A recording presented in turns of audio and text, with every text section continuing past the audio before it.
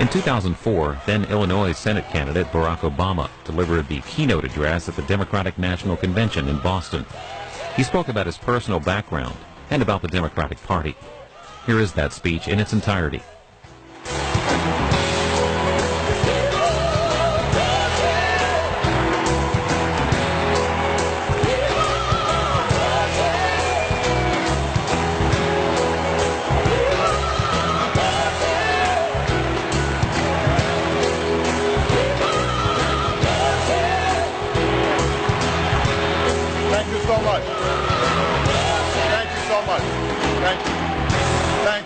Thank you so much.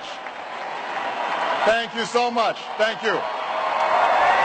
Thank you. Thank you, Dick Durbin. You make us all proud. On behalf of the great state of Illinois, crossroads of a nation, land of Lincoln, let me express my deepest gratitude for the privilege of addressing this convention. Tonight is a particular honor for me because, let's face it, my presence on this stage is pretty unlikely. My father was a foreign student, born and raised in a small village in Kenya. He grew up herding goats, went to school in a tin roof shack. His father, my grandfather, was a cook, a domestic servant to the British. But my grandfather had larger dreams for his son. Through hard work and perseverance, my father got a scholarship to study in a magical place, America, that shone as a beacon of freedom and opportunity to so many who had come before. While studying here, my father met my mother. She was born in a town on the other side of the world, in Kansas.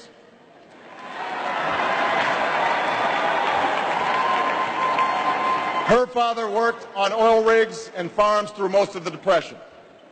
The day after Pearl Harbor, my grandfather signed up for duty, joined Patton's army, marched across Europe. Back home, my grandmother raised a baby and went to work on a bomber assembly line. After the war, they studied on the GI Bill, bought a house through FHA, and later moved west, all the way to Hawaii in search of opportunity. And they, too, had big dreams for their daughter. A common dream born of two continents. My parents shared not only an improbable love, they shared an abiding faith in the possibilities of this nation. They would give me an African name, Barack, or Blessed, believing that in a tolerant America, your name is no barrier to success. They imagined me going to the best schools in the land, even though they weren't rich, because in a generous America, you don't have to be rich to achieve your potential. They're both passed away now. And yet I know that on this night, they look down on me with great pride. They stand here, and I stand here today, grateful for the diversity of my heritage, aware that my parents' dreams live on in my two precious daughters. I stand here knowing that my story is part of the larger American story, that I owe a debt to all of those who came before me, and that in no other country on earth is my story even possible.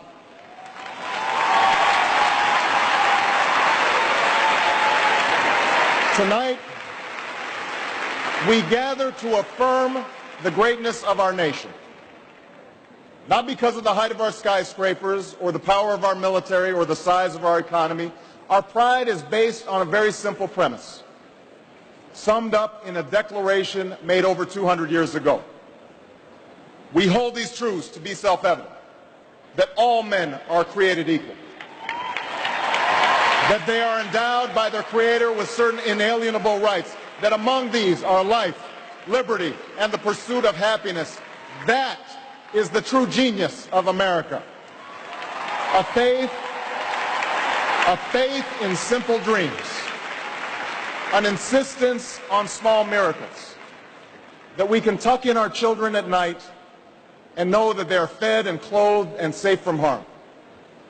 That we can say what we think, write what we think without hearing a sudden knock on the door.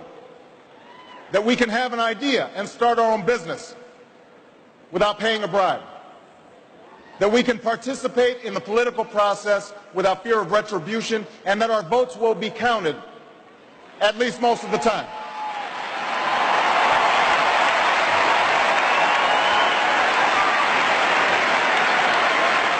This year, in this election, we are called to reaffirm our values and our commitments, to hold them against a hard reality, and see how we're measuring up to the legacy of our forebears and the promise of future generations.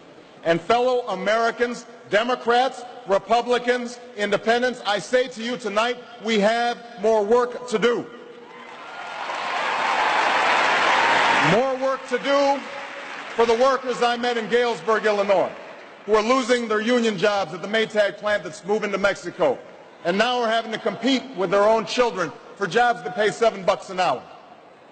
More to do for the father that I met who was losing his job and choking back the tears, wondering how he would pay $4,500 a month for the drugs his son needs without the health benefits that he counted on. More to do for the young woman in East St. Louis, and thousands more like her, who has the grades, has the drive, has the will, but doesn't have the money to go to college.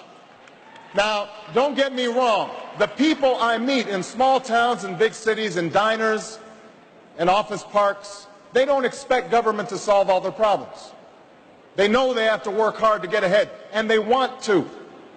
Go into the collar counties around Chicago, and people will tell you they don't want their tax money wasted by a welfare agency or by the Pentagon. Go into any inner city neighborhood, and folks will tell you that government alone can't teach our kids to learn. They know that parents have to teach, that children can't achieve unless we raise their expectations and turn off the television sets and eradicate the slander that says a black youth with a book is acting white. They know those things.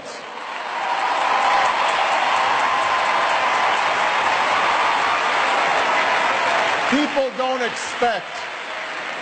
don't expect government to solve all their problems. But they sense deep in their bones that with just a slight change in priorities, we can make sure that every child in America has a decent shot at life, and that the doors of opportunity remain open to all. They know we can do better, and they want that choice. In this election, we offer that choice. Our party has chosen a man to lead us who embodies the best this country has to offer, and that man is John Kerry.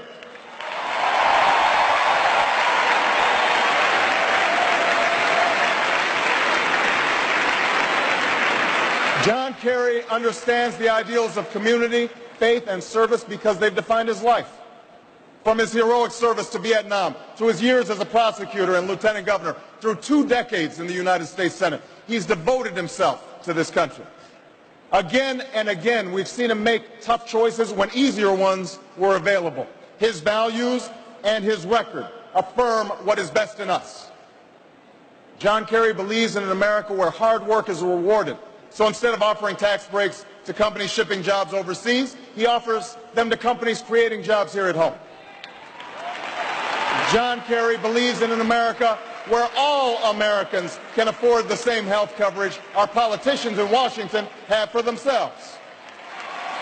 John Kerry believes in energy independence, so we aren't held hostage to the profits of oil companies or the sabotage of foreign oil fields. John Kerry believes in the constitutional freedoms that have made our country the envy of the world, and he will never sacrifice our basic liberties, nor use faith as a wedge to divide us.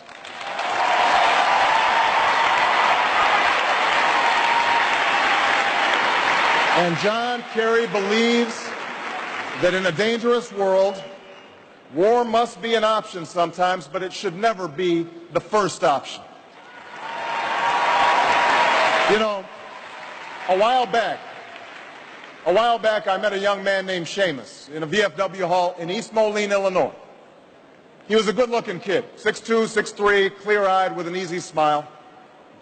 He told me he joined the Marines and was heading to Iraq the following week. And as I listened to him explain why he'd enlisted, the absolute faith he had in our country and its leaders, his devotion to duty and service, I thought, this young man was all that any of us might ever hope for in a child.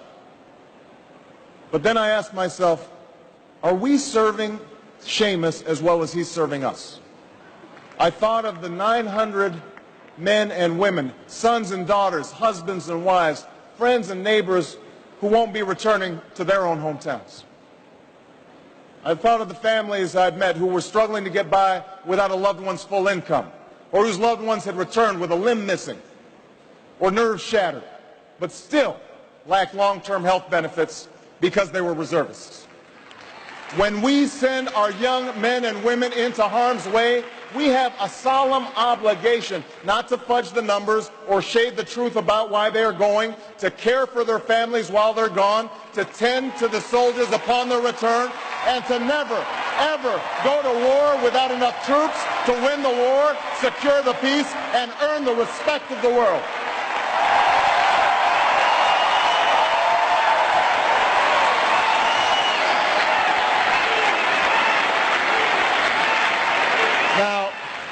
Now let me be clear. Let me be clear. We have real enemies in the world. These enemies must be found, they must be pursued, and they must be defeated. John Kerry knows this. And just as Lieutenant Kerry did not hesitate to risk his life to protect the men who served with him in Vietnam, President Kerry will not hesitate one moment to use our military might to keep America safe and secure.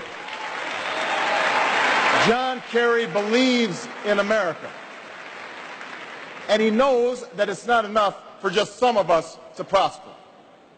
For alongside our famous individualism, there's another ingredient in the American saga, a belief that we're all connected as one people.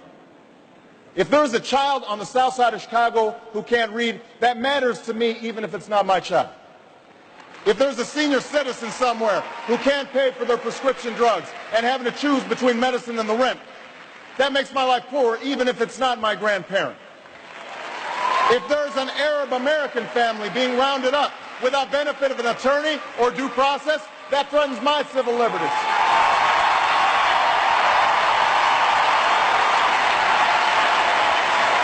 It is that fundamental belief. It is that fundamental belief, I am my brother's keeper, I am my sister's keeper, that makes this country work. It's what allows us to pursue our individual dreams and yet still come together as one American family. E pluribus unum, out of many, one. Now, even as we speak, there are those who are preparing to divide us. The spin masters, the negative ad peddlers, who embrace the politics of anything goes. Well, I say to them tonight, there is not a liberal America and a conservative America. There is the United States of America. There is not a black America and a white America and Latino America and Asian America. There's the United States of America. The pundits like to slice and dice our country into red states and blue states, red states for Republicans, blue states for Democrats. But I've got news for them too. We worship an awesome God in the blue states, and we don't like federal agents poking around in our libraries in the red states. We coach Little League in the blue states, and yes, we've got some gay friends in the red states. There are patriots who opposed the war in Iraq, and there are patriots who supported the war in Iraq. We are one people, all of us pledging allegiance to the Stars and Stripes, all of us defending the United States of America.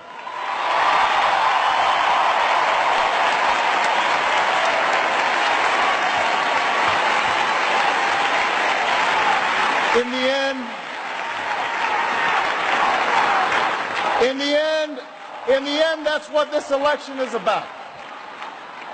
Do we participate in a politics of cynicism, or do we participate in a politics of hope? John Kerry calls on us to hope. John Edwards calls on us to hope. I'm not talking about blind optimism here, the almost willful ignorance that thinks unemployment will go away if we just don't think about it, or healthcare crisis will solve itself if we just ignore it. That's not what I'm talking about. I'm talking about something more substantial. It's the hope of slaves sitting around a fire singing freedom songs. The hope of immigrants setting out for distant shores. The hope of a young naval lieutenant bravely patrolling the Mekong Delta. The hope of a mill worker's son who dares to defy the odds. The hope of a skinny kid with a funny name who believes that America has a place for him too.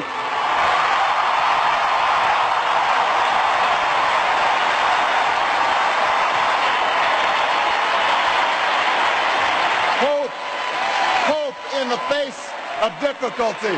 Hope in the face of uncertainty. The audacity of hope. In the end, that is God's greatest gift to us, the bedrock of this nation. A belief in things not seen. A belief that there are better days ahead. I believe that we can give our middle class relief and provide working families with a road to opportunity. I believe we can provide jobs to the jobless, homes to the homeless, and reclaim young people in cities across America from violence and despair. I believe that we have a righteous wind at our backs, and that as we stand on the crossroads of history, we can make the right choices and meet the challenges that face us. America, tonight, if you feel the same energy that I do, if you feel the same urgency that I do, if you feel the same passion that I do, if you feel the same hopefulness that I do, if we do what we must do, then I have no doubt that all across the country, from Florida to Oregon, from Washington to Maine, the people will rise up in November, and John Kerry will be sworn in as president, and John Edwards will be sworn in as vice president, and this country will reclaim its promise, and out of this long political darkness, a brighter day will come. Thank you very much, everybody. God bless you. Thank you.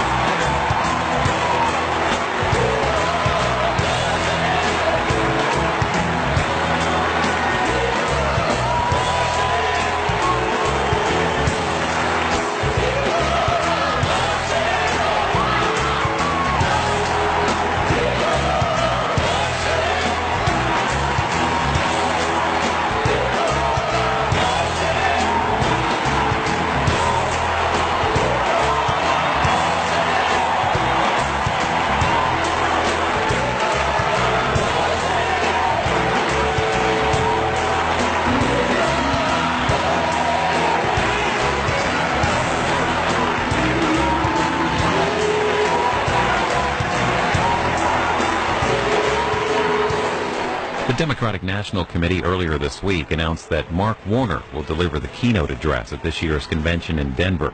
The former Virginia governor is running for that state's open Senate seat this year. You can follow Campaign 2008 anytime by logging on to our site for politics at cspan.org/politics. There you'll find the latest ads from the presidential and state races, including 2 new ads from Senators Obama and McCain on the economy. Here's a